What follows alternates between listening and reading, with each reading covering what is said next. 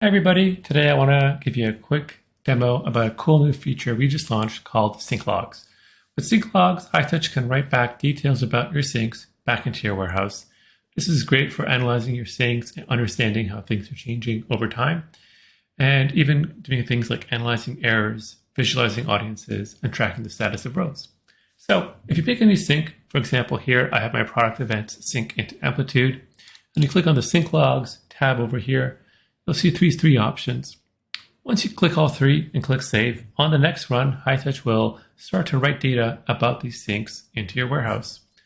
Let's take a look at how that works. So if I open up my worksheet here and I take a look at my Hightouch audit tables, I'll see these three tables as mentioned. And if I click on one and preview, you'll see, for example, the sync IDs, the run, each particular row's primary key, and then whether or not it was added, changed, or removed, and the status. So that's nice. And on top of that, you also have these views. And these views come from our dbt package we also just released. And you can find that on dbt hub under dbt_hightouch. Once you follow the instructions to set up and install them, you'll see we'll add a few extra views on top of your warehouse. And these make it easy to solve common use cases such as finding the first time a primary key was inserted, understanding common errors, and so on. So let's dive in and take a quick look.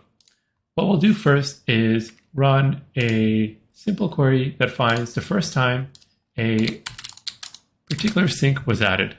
So in this example, we can say, give me all the Hightouch audit add by PK rows to see what's going on. In this sync ID for this primary key, we can see that the sync started at this time, and this was the first time that particular primary key was added.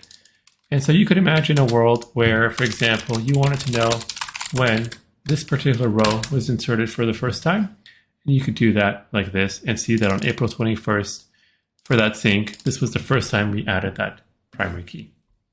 Another option is to take a look at things like errors. So we could group our errors by sync to find the most common errors. In this example, we're looking at one particular sync, and we see that this duplicates detected error message occurred 53,000 times within this sync. It's also the most common error, not only within the sync, but overall as well. And so you can look at not only what syncs are really common by sync, but also across all the syncs you have within Hightouch. Another cool option is to see what changed for a particular primary key.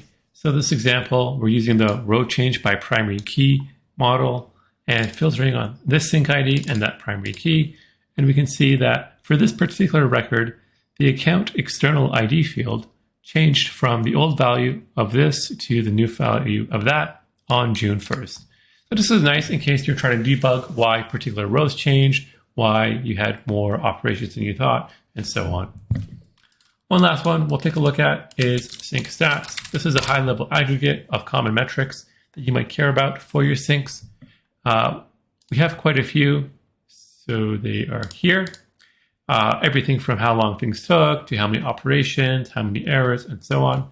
In this example, we're just looking at the top 3 syncs with the most run errors. And you can see here, these are 3 test workspaces that had some errors. So there you go. That's really it. Another cool feature that we have, if you look here, is the public Hex Notebook.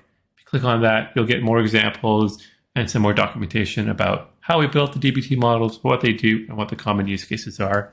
If you have any feedback, hit me up. Let me know. We'd love to incorporate new use cases to the models and are accepting pull requests as well. So thanks for watching. Bye.